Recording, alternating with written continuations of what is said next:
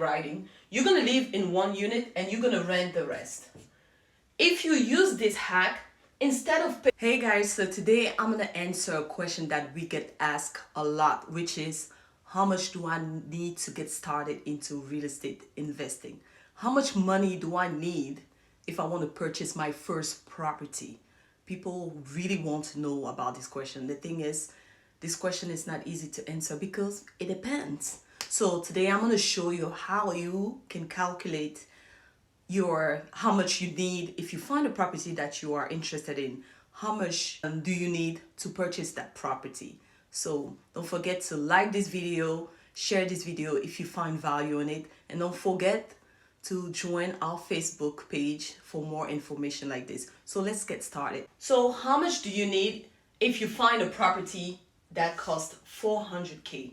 This is the price of the property that you see in the market, and you want to know how much you need to buy this property at $400,000. If you're a regular investor, you're gonna do a traditional financing, meaning you're gonna go to the bank. The bank's gonna ask you to put 20 to 25% down. 20 to 25%. Let's say the bank, you're gonna put 20% down. 20% of 400. I'm gonna do a quick math.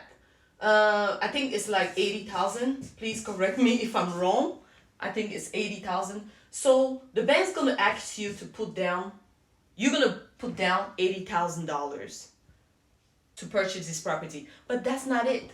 You also need the closing cost. When you purchase a property, the closing cost is around 2% to 4% of the value of the property. So let's say you're gonna put down, let's say a 3%. Like, let's be in the middle, right? So the closing cost is gonna be 3% of the 400, which is gonna be, let's say 12. I'm doing like a quick math, right? So the 3% of 400 is gonna give you about 12,000. So this is how much total cost. It's gonna be 80,000 plus closing cost of 12,000. So you need about $92,000 to purchase this property. Okay? That's a lot of money, probably. For some people, it may not be a lot, but this is if you go on the traditional financing way. If you are an investor, this is how much you will need to purchase a 400,000 property. Now, let's say you're not a regular investor, you are a new investor, right? New investor.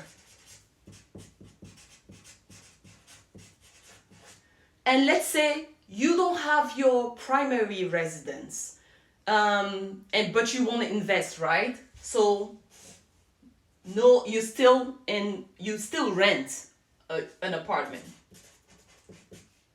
You still rent. There's something called a housing hack, right? I think it's housing hack or investment hack, but something housing hack, right? There's a hack, which is instead of buying your primary residence, you can purchase a building, right? Let's say it's the same building, 400K. And that building has about, I forgot to mention, this building has about 1, 2, 3, 4 apartments. It's a 4-apartment building, right? The housing hack will require you to move into one of the units. So you're gonna live in one unit. So forgive my handwriting. You're gonna live in one unit and you're gonna rent the rest. If you use this hack, instead of paying the traditional 20 to 25%, you're gonna pay about 3.5% to or 5% of the value of the property. That leads us to, let's say you're using the 5%, right? The maximum. Let's be conservative. 5% of 400K is equal to, again, I'm doing my math, about 20 or over 100. So you're gonna spend around $20,000 instead of $80,000, plus the closing cost, which is it's gonna be about the same. It doesn't matter if you're an investor or not. Plus the closing cost of 12,000. So your total is going to be $32,000. So if you use this hack, you're only going to pay $32,000. If you're a regular investor, you're going to pay $92,000. The trick is you have to live in one of these units for about 6 months to a year. It depends on the state and the regulation in the state that you live in. So just be prepared to live in that apartment for, let's say, let's be conservative again, for about a year. That's it. Then you can pay you only pay $32,000. But if you already have your primary residence, you cannot use this hack. This is only for first-time home buyers.